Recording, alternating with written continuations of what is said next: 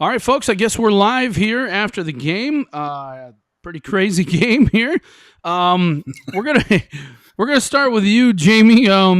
There's so much to say about this game, but I think that not having Michael Mayer really kind of hurt Notre Dame a little bit. That was a big blow, and the whole situation was just not a good situation. We can talk about all the pluses and minuses of what we saw, but I guess my initial take is it's a hell of a lot better to be 4-1 than 3-2. You know what I mean? So Yeah. that's really what it boils down to. Or 5-1. Yeah, what's that? Or 5-1 instead of 4-2, I guess. Yeah, but hey, you get to this point, and it was a gritty win, and then somehow it just. I don't know. Just have to see what happens. Hopefully, they'll get through this and off week they can improve. There were a lot of positives. There certainly were a lot of positives. Lots of negatives, but hey, you win and play for the next day. I guess. Your thoughts? Well, nothing should surprise us at all with this team anymore.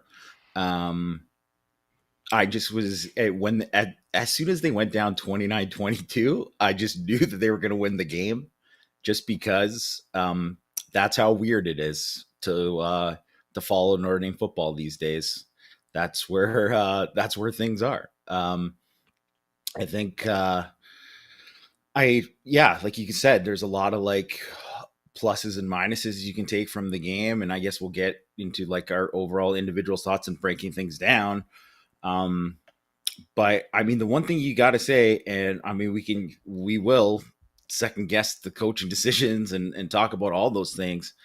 But you can't doubt the kids. You can't doubt the players that Notre Dame has and the fight that they have. The fact that, at one point they were playing with a freshman left tackle who's their fourth left tackle of the game, a freshman quarterback, Logan Diggs in for Chris Tyree. We still don't know what happened with Chris Tyree. I didn't see what happened with him, but he was out. And then Kyron, obviously, he came back later on, but he was, banged up on that one play.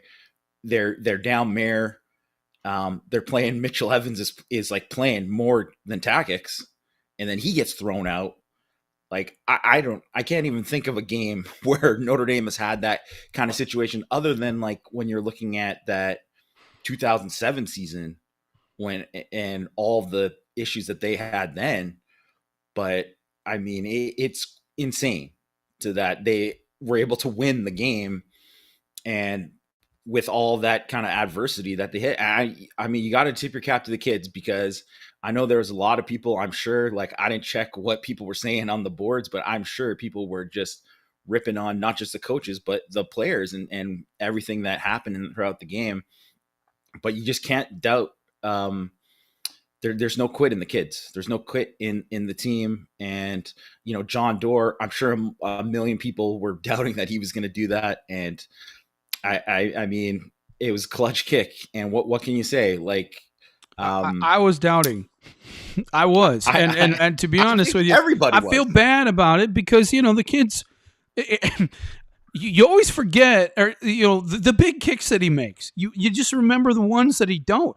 Dude, that's clutch, man. That is clutch. I mean, that is as clutch as you're going to get. And I've been critical of John Doerr. And hey, dude stepped up. I mean, that was a huge kick.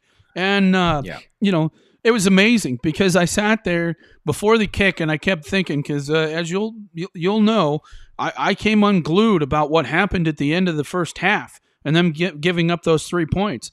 And I was like, this is why that was so important, not to give up those 3 points. If Doerr misses this, now you're going to overtime. And that's why it's so critical not to give that stuff up at the end. But, hey, Doerr saved the day, man. I mean, that was got to be happy about it. And I give that kid all the credit in the world. I mean, you want to talk about a guy who's had some ups and downs, and here he is. started with a lot of downs Yeah, in his yeah. career. People And didn't think that he would ever be the kicker at Notre Dame. and I'm not sure that many of the people at Notre Dame felt like he would be the guy who would stick through this and all this type of stuff. So, because he did struggle so much early, and it's such a mental position that if you struggle mentally with it to begin with, it's hard to overcome that. And I think that was kind of, gosh, you just got to give that kid all the credit in the world. I mean, he big, huge kick. And I think that it says a lot about this team that a guy like that stepped up. And as you mentioned, all the stuff that went wrong. I mean, there's just so many things that just went wrong, and somehow they win the game. And again, you can talk about culture, and I think culture is a big part of it. Certainly they wanted to win at the end and did everything they can. And so there's a lot of good things about this, but we'll talk about the negative, the positive, all this type of stuff. Folks, if you want, if you're in the room right now, you can also click on there and ask questions of Jamie and I.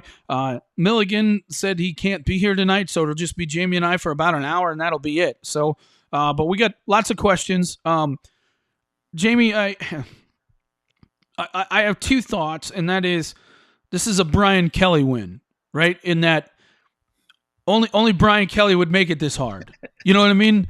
And to be honest, that's in true. In every sense. And honestly, this is a Brian Kelly win. Only Brian Kelly would make it this hard. And every single person going into this game, besides Brian Kelly and probably Tommy Rees, decided, well, look, this is not Jack Cohn, is not the guy who can lead you to where you want. Now, having said that, here's the guy who steps up and makes the big plays at the end of the game. You're just like, what the heck is going on? I mean, this is a Brian Kelly win, and it's as ugly as it is, but it's frustrating, and you're pulling out your hair, and you're like, how could they be coached this poorly? And I guess my point is, I think that the players overcame some terrible, bad coaching decisions and still won the game. And I give the credit to the players for stepping up and doing things. I'm not blaming the coaches and saying they're completely wrong, but I think the coaches put the players in a lot of bad positions, especially at the start of the game, and the players just overcame it. Your thoughts?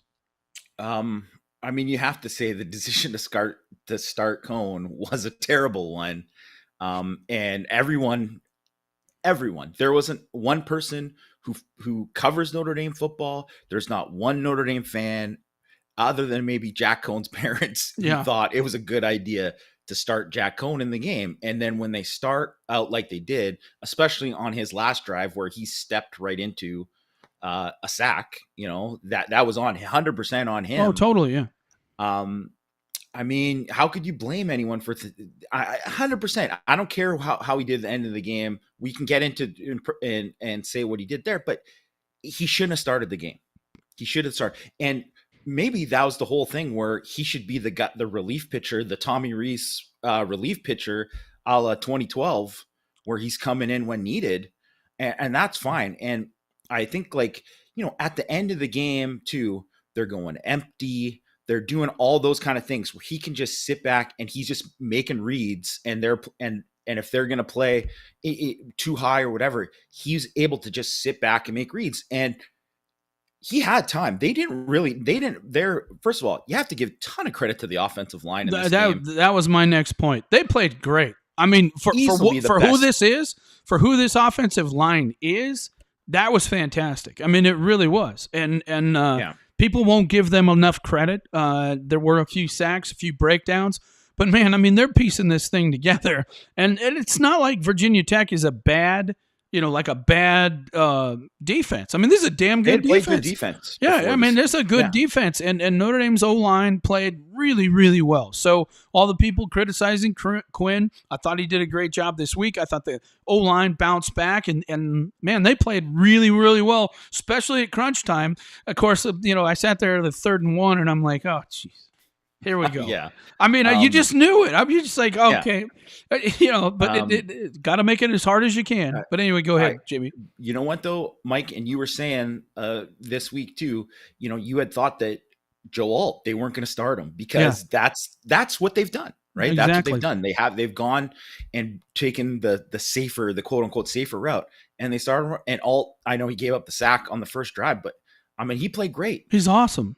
He He's played going to great. be amazing. He's going to be so good. And you know what? Kristofik Yeah, came did in well. Yeah, and you know what? Obviously, he had the penalty, I think but and I thought that was a BS penalty on him. that was a bad penalty. Well, first of all, the officiating. I'm not one who complains about officiating, but it's like it's almost like it's getting to the point where everybody's kind of like had a press or like a Zoom call, and Notre Dame wasn't invited, and like it was all the officiating crews are all getting together on this Zoom call going, how can we screw Notre Dame in officiating? I mean, it really is getting out of control. It really is getting out of control. I mean, gosh, even the Mitchell Evans thing. I'm like, what is a guy supposed to do? The fact 15 that 15 yards for being tall. Well, and honestly, I didn't even think it was a blindside block. The guy is running straight at his front of his helmet. He is looking exact. That wasn't even a blindside block.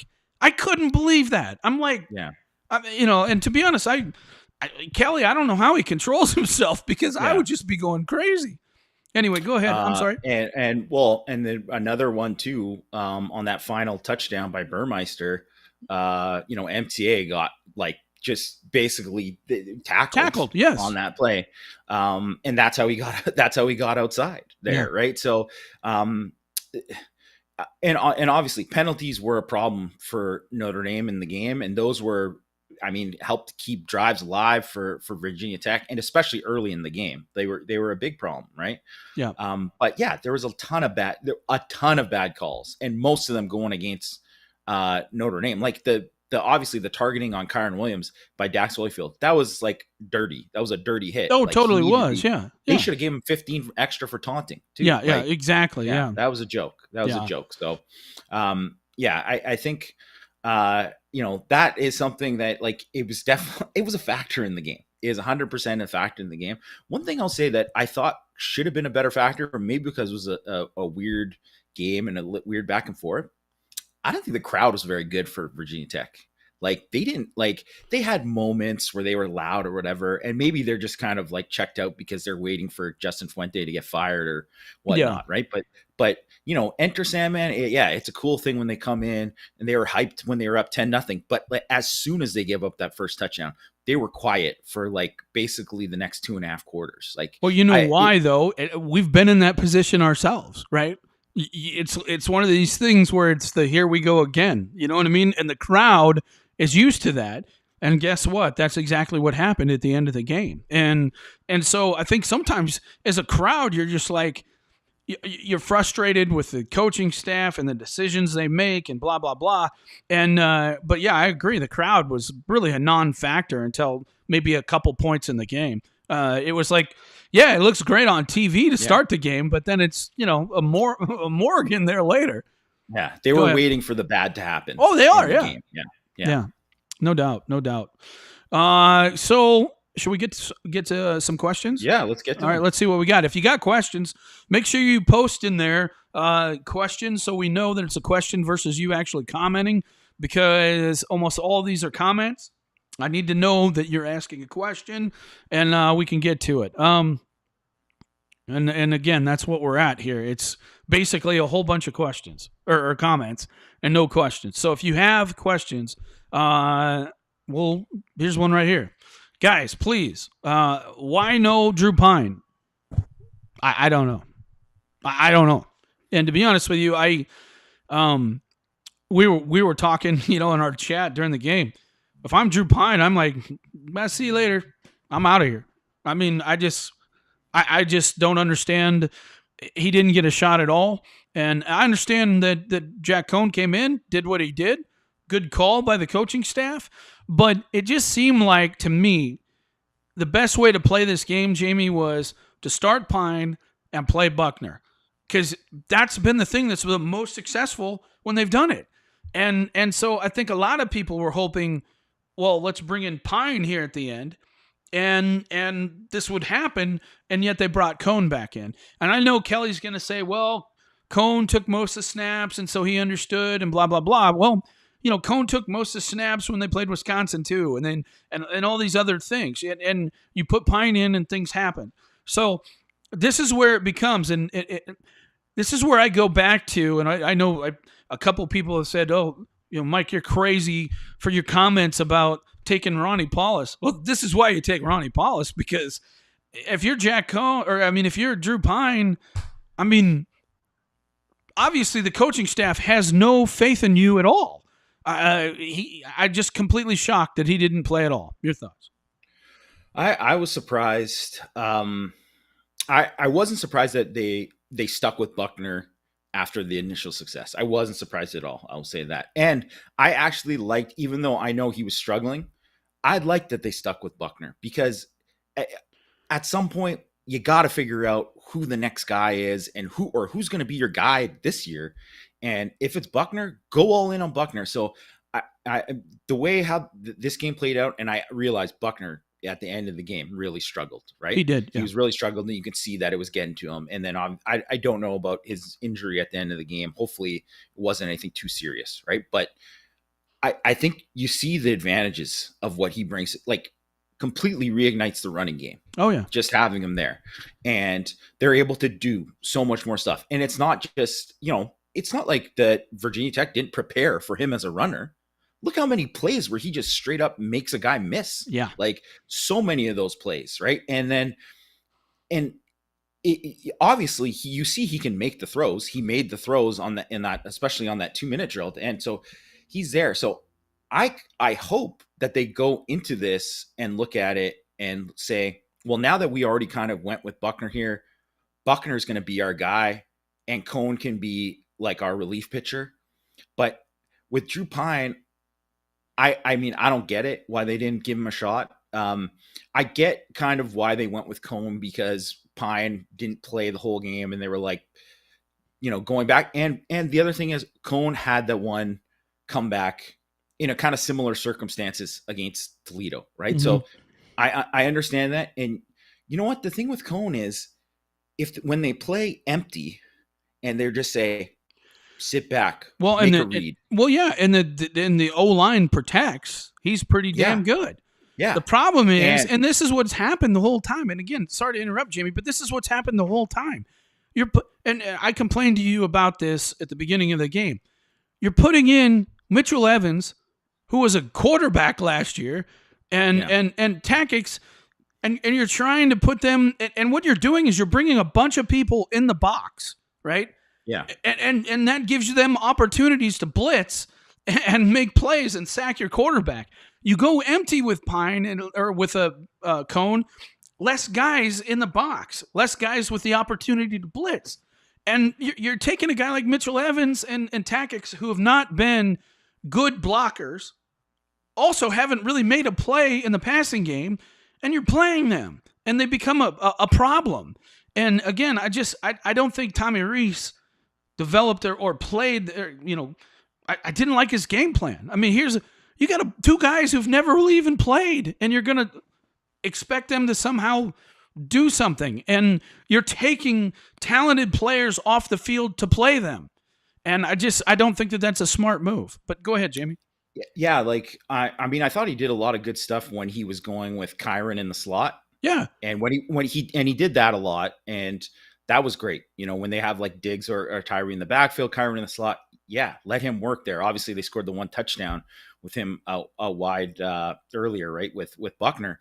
So that was good. And I will say with Mitchell Evans, I thought, I mean, especially for a guy who's like barely played, yeah, he blocked pretty well. He did all right. Like hung it better than Takix. Yeah. Yeah. And then here's the other thing. This is why Notre Dame football is just, it's insane, because George Takix, everyone's like, oh my God, now Mitchell Evans is out. Now we got to count on George Takix. And then he makes first target of the year, makes a huge first down catch. Yeah. Like they haven't thrown the ball his way all year. Yeah. Didn't even look at him the whole year. And they finally throw the ball and he makes a big time catch. And you know what, too? This is the other thing you have to give total credit for. Guys like Braden Lenzy, he didn't see the ball the whole game. Yeah. And then all of a sudden he's got to go like make plays at the end of the game, right? Yeah. Kevin Austin too. And maybe it's trick or treat with Kevin Austin. You don't want to forget the good Kevin Austin showed up today, and it was huge. Yeah. Right, that 2-point play, that's massive. Like, oh, it is. And obviously the long touchdown too, but just or not touchdown, all but that, close. like, Yeah. or close to it. Yeah. Yeah. Like, a lot of these guys, you're playing a different game, and you're obviously it's so different with Buckner than it is with Cone. And these guys were supporting both of these guys. Yeah, they were. And you know what? It easily could have just gone in the dumps and been, they could have lost the game just based on just how people viewed, like, oh man, we're not doing it. But I mean, there was a belief in the players. And I mean, I'm so impressed. I'm so impressed by those guys and how they reacted and how they stuck with the game, because I mean, there can't be too many Notre Dame fans who thought, like, oh yeah, they're winning this game. Yeah. Like, yeah. No, and I think it again goes back to the culture, and when I think about it, Jamie, look, this win is so important for the future of the program. If they lost this game, things could have gone south in a real big hurry. Now, look, the problems are still there, but I think that the thing that people need to understand and be excited about is, hey, O-line played pretty damn good. They're starting to play well. Guess what? They're starting to run the ball a little bit better too. And for the first time, I saw some real push, not just from one guy, but 4 or 5 guys blowing people off the ball. First time I've seen that all year. Pass protection a lot better. Things are starting to smooth out. Quarterback starting to play in Buckner. And I think they're starting to figure some things out, even amongst all these crazy injuries and all this kind of stuff. So there's a lot to be positive about. There really is. But I think that the fans that are going to be upset are going to be upset because, as we said, Brian Kelly win didn't need to be this hard, and that's where I think that I understand why people are upset. But again, 5-1 going into the bye week, nobody left on the schedule looks terribly tough. Just let's find a way to take this momentum into the bye week and become a better team. And I think they're going to do that. All right. Here we go. Next question. Who starts next game? Who do you think? I think it's going to be Buckner, especially because I think if they didn't have the open week, then I think as crazy as it sounds, it'd probably be Cone. Yeah. It'd probably be Cone. But I think now, because they have the open week, as long as Buckner's healthy, we haven't heard about his health yet, but if he's healthy enough to play and practice and get all these reps, I think you work in Buckner. And then if you need it, you can go to Cone or Pine, right? Yep. And that's the way I look at it, because you can build something. You can build an identity. What we saw with Buckner is an identity for the offense. And with Cone and even with Pine to a certain extent, there's no identity, right? Like, it's like, well, we're just kind of doing desperation things. Like, at least there's an identity with Buckner, and then you can build off of that and hopefully build up his confidence, and he gets better and better as the season goes along. Sorry, I'm just watching this Bama game here. It's getting real interesting down the stretch. All right, next question for you, Jamie. Jamie, what did ND do differently with Cone at the end of the game, and why can't we do that the whole game? Your thoughts? Well, I think one of the things is they didn't have to pretend like they had to run, because he came in and it was like, 2-minute drill when he came in. So they're on the ball quick. So that was the thing that you saw that he did really well. They played tempo. They got on the ball right away. Virginia Tech was scrambling. So because of that, they had to play like vanilla kind of coverage. He's also going against empty, or, they're spreading them far out.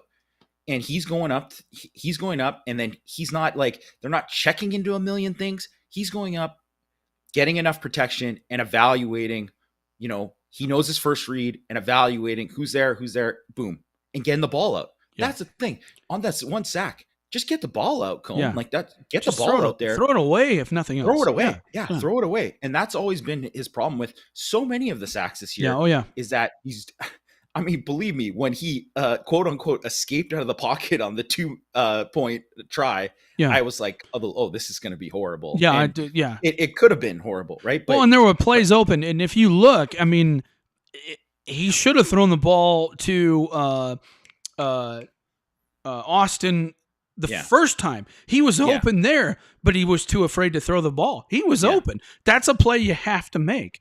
But he pulled it down and rolled and then caught him crossing along there. But if you watch the replay, Austin's open right there. He just did not pull the trigger, and that was a problem. This is a good question here.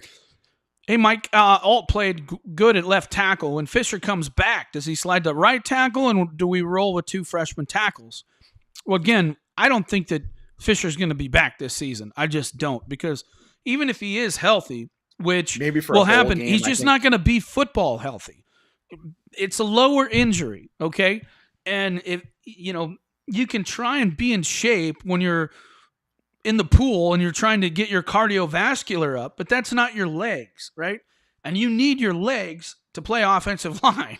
You really need that. And he's just not going to have it. But what's going to be interesting is what happens next year, Jamie, because you're going to have 2 guys who can play left tackle, and guess what? They're both going to want to make money, right? They are. And that's going to be interesting to see what happens, because either one of them could go to any program in the country and play left tackle. I really think both those guys are that special. I really do. And really maybe the best thing would be, and I mean, obviously they got Rocco Spindler, who I think has a very bright future at guard too, but maybe the best thing would be to play Blake at left guard beside Alt, and then you might have 2 first-round picks playing on the same side. But well, they've done it before. They have done it before. But will Blake do that? Will be the interesting thing. Will he want to do that? I'm sure he wants to play tackle. But then at the same time, you could also point to Quentin Nelson and Zach Martin, who are, making 8 figures at guard and all pro guard. So they could do that. And I think, one of those guys could easily play right tackle too. But let's call it a good problem to have, because I think that you're going to see that it is going to be a good problem to have. And the way that I look at Blake's injury this year is kind of similar to, remember MTA in 2018 broke his foot in the first, I think it was the Michigan game, it was the first game of the season, and then didn't come back. But we heard stuff like, maybe he'll be back at the end of the year. Maybe he's back there for SC or whatever. And he just wasn't in good enough shape to play. And then he played in the bowl game, but not really played. So that's what I could probably see for Blake, is him either getting way at the end or having all that extra time to get into game shape. And then, then he's good enough to play in the bowl game. Yeah. Have to see what happens. It's a good problem to have, though, man. It's been a while since we've had that, man, Zach Martin and Q, and I honestly believe these 2 can be that good. I really do. I think that they can be that good once they get a little bit of playing time and some experience. Man, Bama lost. Can you believe that? Wow. Yeah, they lost. 41-38. Unbelievable. All right, guys, if you have questions, make sure you post in there that you have some questions, and we'll answer them. Let's see. Gosh.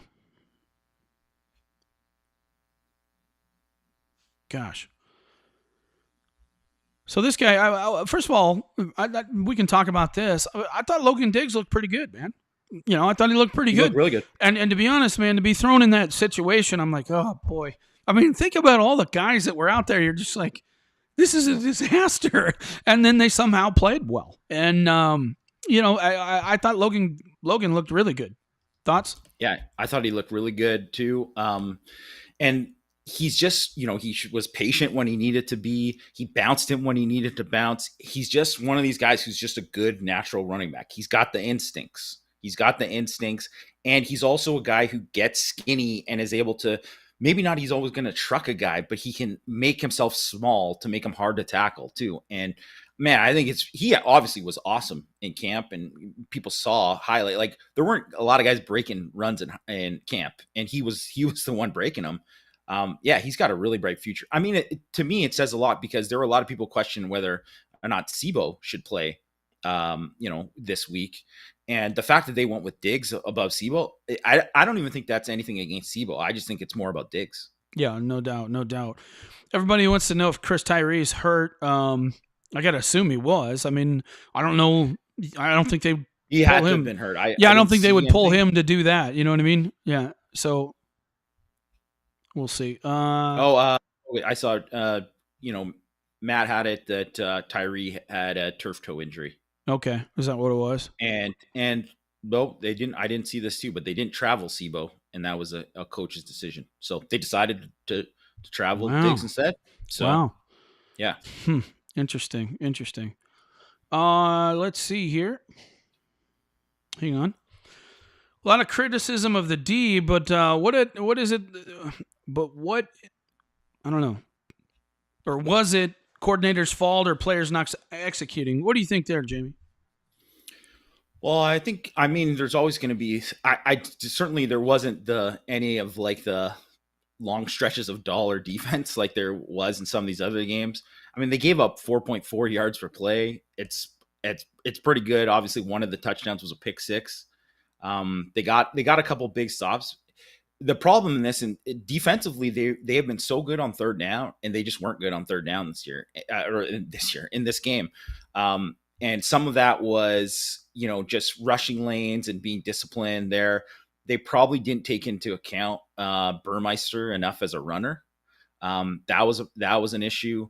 And a lot of the times too is that I think the rush wasn't getting there quick enough to the point where Burmeister's rolling, and I mean, you just can't cover for 5 seconds. You just 5, 6 seconds. That's just and a guy rolling. Of course, he's going to be able to hit somebody. And obviously, they had the one called back because guys went down the field there. But that was a lot of their big plays, was him kind of like buying extra time. And I mean, I'll give credit to Burmeister in this game, especially because he was playing hurt in this game too. There were a lot of plays where he, got pressured, got outside, threw the ball away, and like got 0 instead of like a loss of 8. So, you got to give credit to him too. I definitely wasn't a great performance from the defense. And I think you could say from the players' perspective and from the coaching perspective. But I mean, in the end, you know what, Mike, I know you're critical of that right before the half, and you deserve to be. And then also, they gave up that touchdown for them to go 29-22. But you know what? I mean, there's something about the defense too, where they give that up, and then the next drive they get a 3-and-out. And then if they don't get that 3-and-out, then John Doerr's not kicking that field goal, right? So, I mean, that was huge. So, I mean, you could say I'll say this: I got the 3-and-out because Burmeister missed the pass, though. I mean, that was wide open. That was wide open on that double move. So, it was. Yeah, but yeah. I know. Yeah, I mean, these are plays that happen, and Notre Dame missed some plays too. But I'm sorry. I have seen too many times where Notre Dame's defense gives up plays at the worst critical time. And it'd be one thing, Jamie, if it were one game. It'd be another if it were 2 games. But this has been a problem all season. And, dollar defense, all this stuff we've been arguing, or not arguing about, but all this stuff we've been discussing, and not much changes. And I don't know. Doesn't make sense. Doesn't make sense to have Foskey rushing from 10 yards deep. It doesn't make sense. If you're going to blitz, doing that in this game, though. No, he did a couple times. It doesn't make sense to blitz Kyle Hamilton from that much depth for him to pick up a late penalty. Dude, if you're going to blitz Hamilton, blitz him. All right? I just don't make – it doesn't make sense to me if you're going to do these types of things to put players 10 yards deep and have them come on a late blitz. It just doesn't make sense. And we've seen too many instances, just way too many, where this continues to happen and it's over and over and over again. And I'm just not a fan. I'm just not. I think it will be good. Will be good. It's just not good now. But so if it's not good now, I don't know why you continue to do it. I've yet to hear a good reason for it. Well, the way I look at it, Mike, is I don't think Notre Dame's DBs are very good.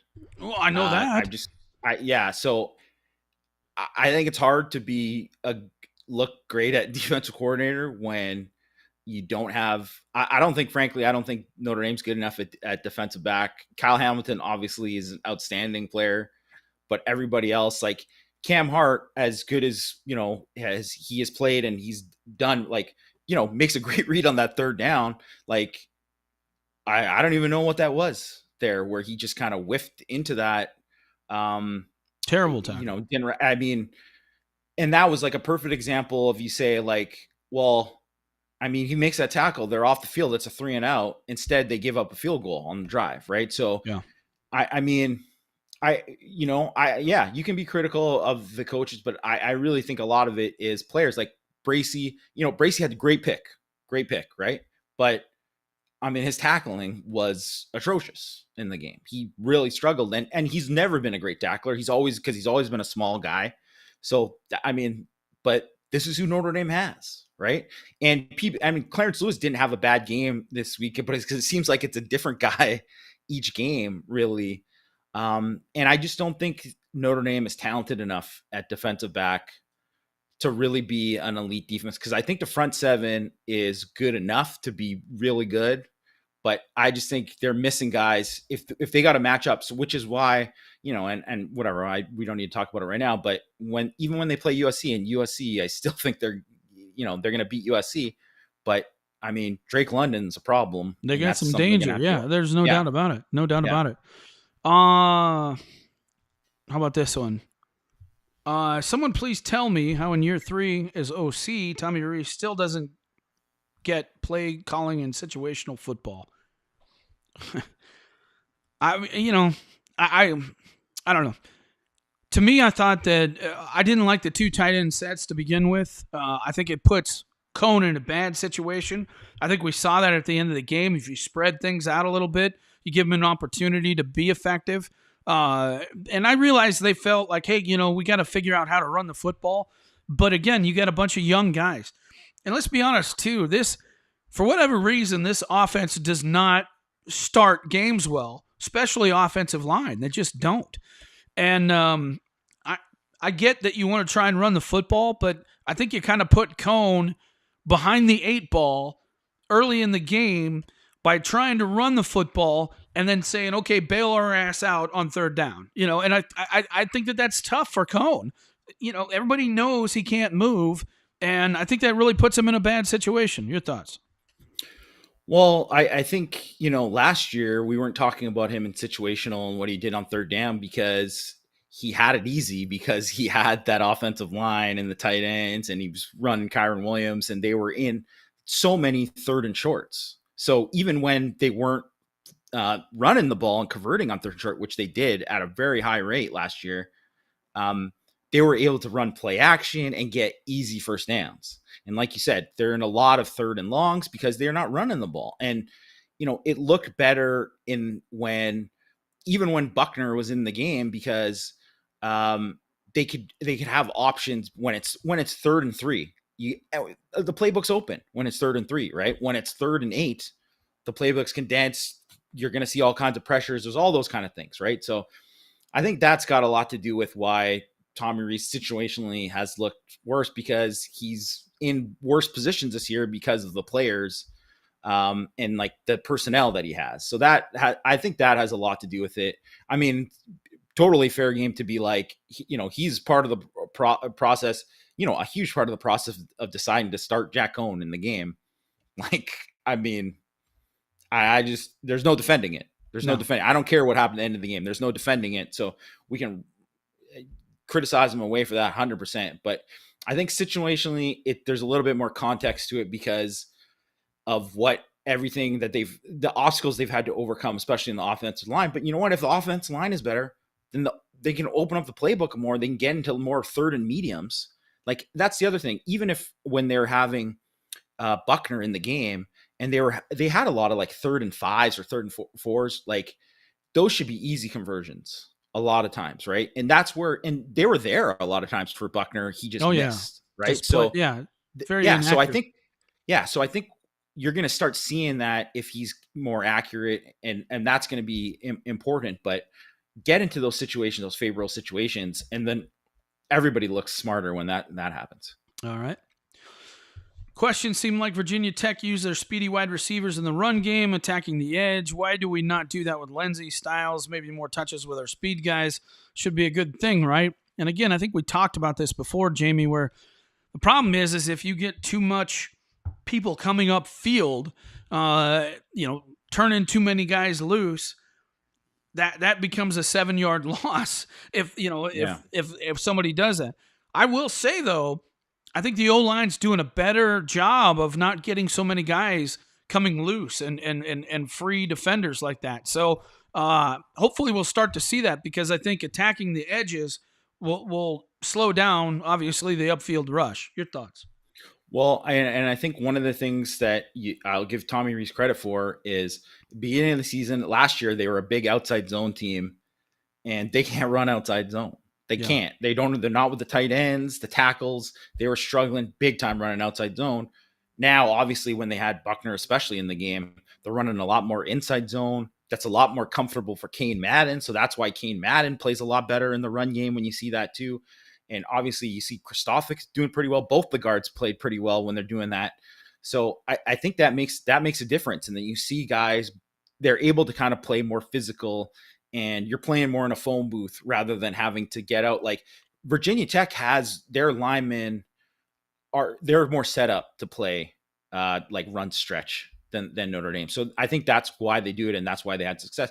But yeah, like you said, Mike, they did that later, and then you saw like Drew Pine got a beat on it, started making some tackles behind the line of scrimmage. They started being more aggressive up on the perimeter, and then I mean that cost them because that put them into long yardage situations later. Yeah.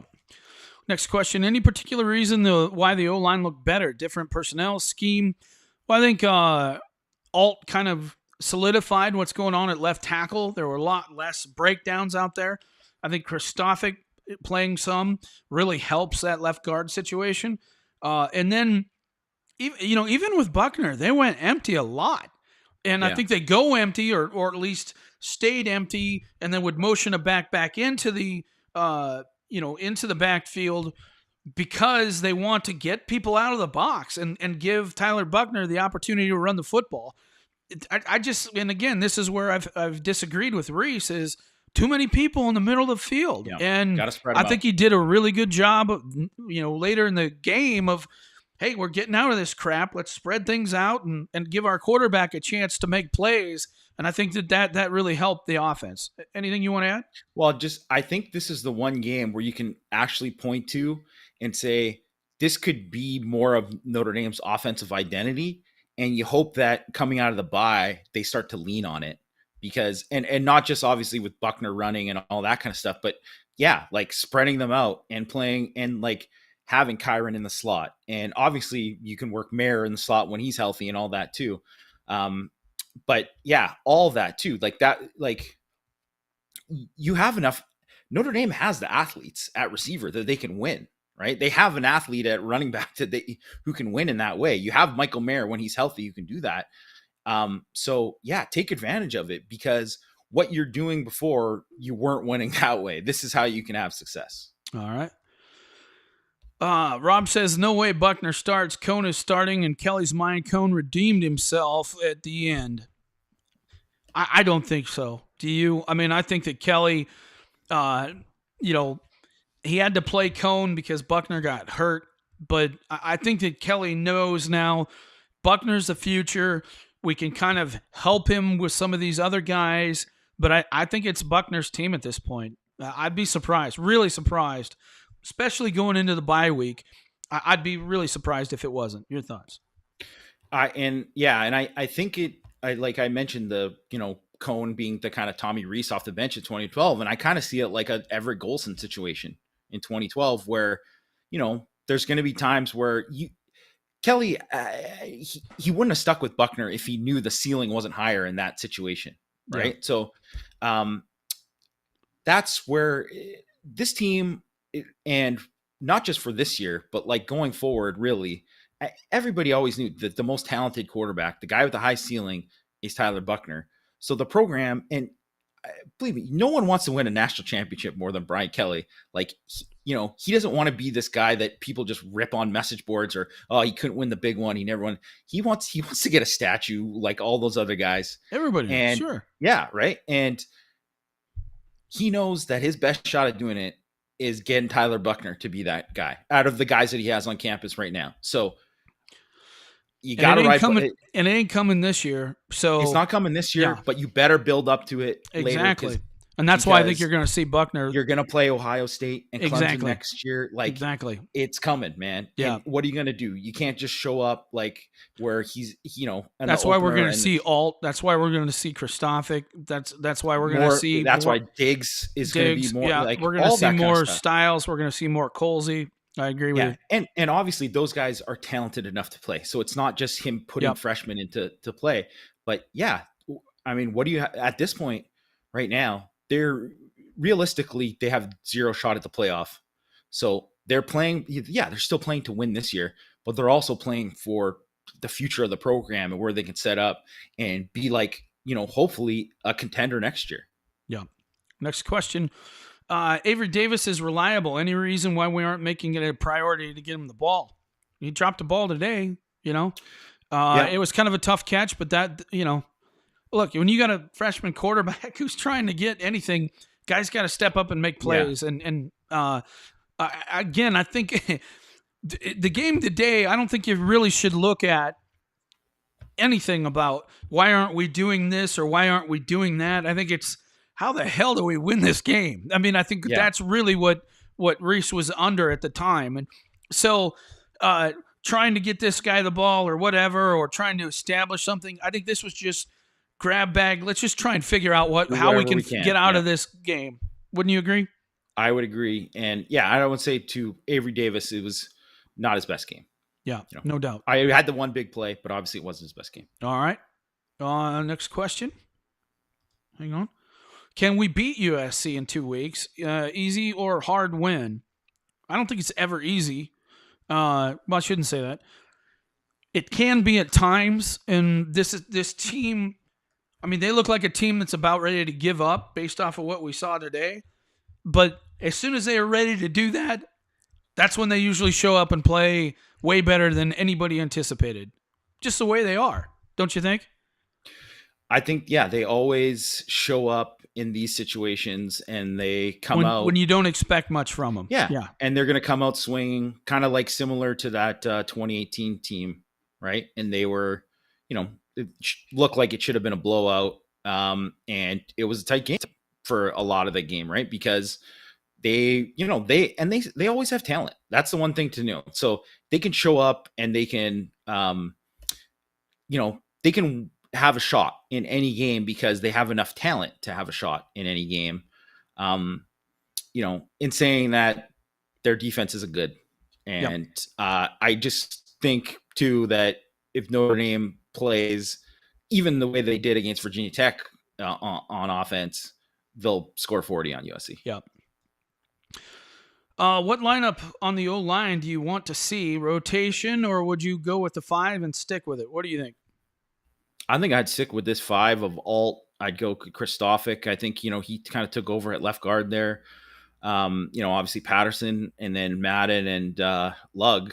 I mean, I think that's what you kind of got to do right now. Maybe we've been hard on Madden and Lugg. I thought they did well. Again, Lugg was good. I mean, he really was. He was solid. He was real solid. Definitely. And you know what? And maybe when they're playing Drake Jackson at USC, we'll think of it differently. But I think the one other thing is a lot of the defenses they're playing are going to get easier. They're going to be worse defenses. So that's another thing to keep in mind. So I think it's a good thing that those guys are playing better.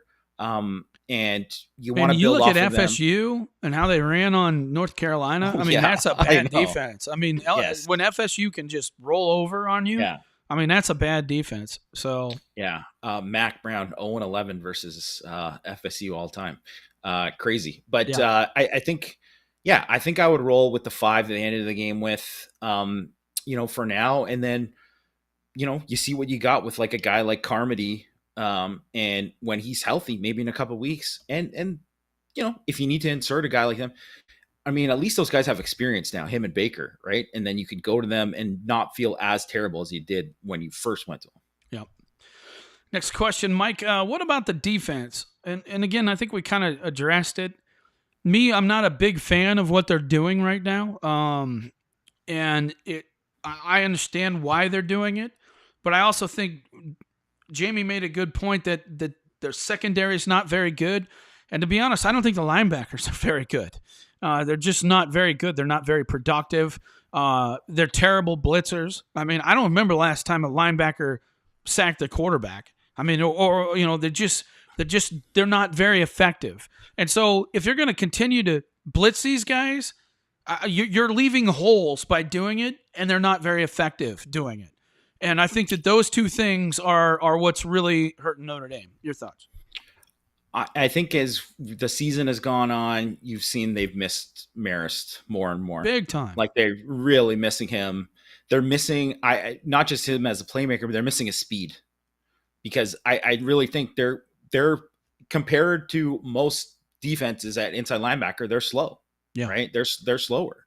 Yeah. And that's, I don't want to take away from those guys like Bertrand and White and Bauer even too. Right. Like these guys are tough kids, and they're good players. They're good football players, but none of those guys are elite athletes. And so they don't have a Jeremiah Wosu-Koromoa anymore, who's just like that twitch or whatever. And that guy really was Marist. And Prince Coley, I think, could be that guy, but he's not that guy yet. So I think that's kind of where they're at. And you obviously you look at the linebackers they're going to bring in the next class. I think eventually that's what's – I mean, I think it's coming. There's no doubt. It's just they don't have it right now. Yeah. And so if you don't have it right now, I don't like the fact that you continue to put your defense – in bad situations because you're trying to play something that you just don't have the personnel to play with at this point. And, I got a problem with it. And I understand that you're never going to get better at something unless you do it. But at the same time, I think it hurts them after a while. All right, question. No, not that one. We've already discussed that one. Hang on. Oh, here it is. Do you think ND moves up much in the rankings? And my answer is no, not a lot, maybe a little bit. But I don't think people understand what Notre Dame had to do and go through to get this win. I mean, it's completely improbable that they, considering all the things that went wrong, you're missing so many key players in this game, and somehow they still won. And I think that says a lot about the program and the culture, that once they get some of these people back, it's going to be pretty good. Now, will they be great? No. But I think you'll see the offense start to get better. Hopefully the defense, I don't know. We'll see what happens with that. But I think the offense is going to get better. Thoughts? Yeah, I think so. I don't see them moving up in the ranking. And really, who cares at this point? Because I think if every Notre Dame fan, every person who's on this chat right now, you only care about, is Notre Dame going to be good enough to make the playoff?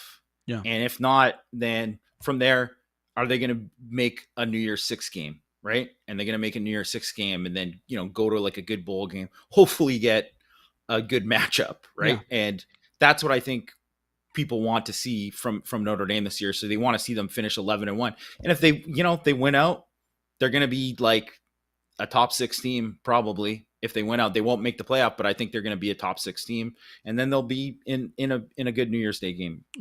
Yeah.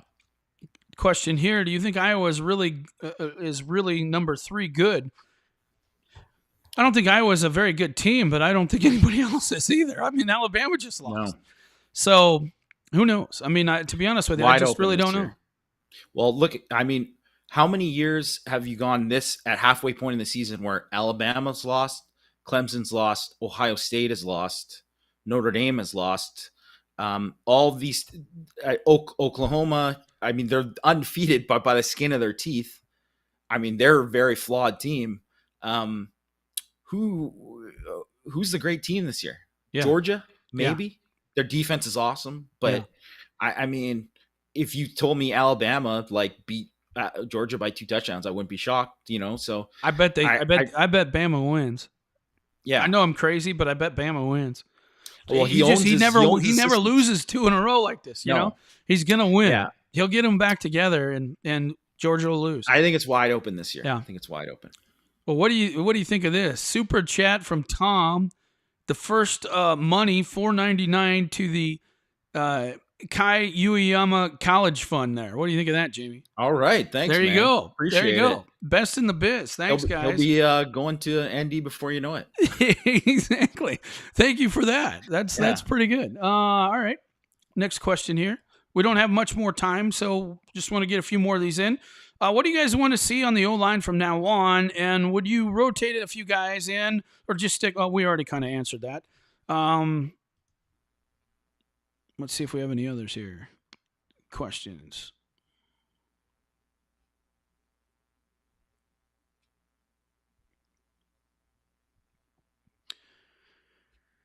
We got a whole lot of comments here. Okay, next question here. Mike, would you fire the defensive coordinator? No, I wouldn't fire him. That would not happen, but certainly not. I mean, I'm not happy with some of the things that I saw, but I mean, gosh, he's done pretty well so far. 3 down fronts mean giving up 4 yards in a rush. Why? Jamie? Well, I mean, a lot of it is because of like personnel and what they're doing, and they're not used to it. I think. I mean, so I don't want to go into my. I don't want to go on my long dollar defense rant again. I wouldn't do it. I'd play 4 down like you do all the time, because especially when your strengths are at the defensive tackle position and you got guys who can beat up on guards and centers all day long. So I wouldn't do it. Yeah. Here's a great question from Larry.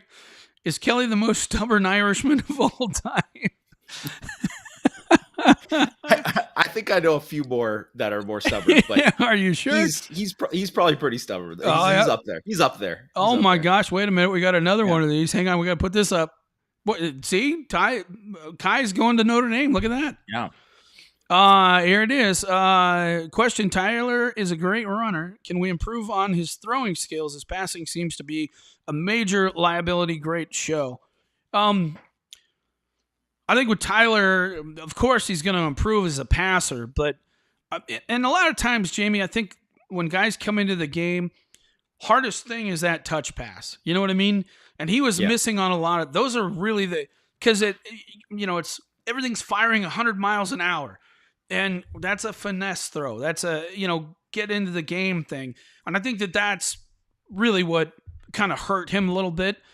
Not an accurate thrower, though. I mean, just not. And he's going to have to be better at this. And hopefully we'll see it. But they're going to have to get better at it. And that's why I think you'll see at least 2 quarterbacks play from now on until he can kind of solidify that. Anything you want to add? No, I just think, I think the potential is there. You see, he hit Davis on that one, that one skinny post. Beautiful throw, great throw to Austin on the fade. You obviously saw him be able to create and make a guy miss outside of the pocket and deliver a ball there too. But he overthrew the layup to Kyron on the slip screen, right? Like, and that doesn't mean obviously you can see that the guy can throw the ball. He's a freshman. He's a freshman who didn't. It was going to hit big. It was going to hit big. Yeah, it was a great call. Poor Tommy's just got to be like, oh my god. I know. I mean, it's just. He's probably like, these guys in the chat just ripping me. I was like, if only he made that throw. But yeah, it that's the thing is that, I mean, I think does he have he has the talent to make the hard throws. Making the layups sometimes is harder for the young guys, and we got to remember. As much as everyone's hyped up on this talent level, he played 1 year of quarterback in the last 3 years. Yeah, because he tore his knee, played his junior year, and then missed his senior year because of COVID, right? Because the California didn't play, right? So and then he rolled early. So I mean, he's got a lot of catching up to do reps wise. So, but you can see the talent is there. The talent is there. So I'm excited to see more of him. I am too, probably playing before he should, but it just is what it is. Yeah. Next question, favorite ND coverage. Thanks. We appreciate that. Already know, but can you explain why Buckner completes a deep ball to Austin perfectly, and then Reese has the genius idea to never go deep again? And again, I think that this is where Reese has to help his quarterback, right? Not a lot of first down throws. And I understand, you want to, it was a close game. You don't want him to make big mistakes, but third down and 10 is not a good situation for him. And I think some big shots early, first down, really kind of opened some things up, and just didn't see enough of it. Again, I think it's just what can we do to win this game? And I think you'll see Reese adjust, moving forward. Any thoughts? Yeah, I would like to see more RPOs with him rolling out. When he chose to run on the one that he did, but I think that's something they should go to way more often. I think one of the things why he didn't throw that fade as much is they started playing too high, and like shading over to Austin there because they were worried about it. So it wasn't just Waller with him and Waller one-on-one, right? Yeah. So that was part of it. But yeah, no, I mean, could have taken more shots. Yeah. All right. Let's see if we got one more question and we'll call it good. You got to get to work. Let's see here.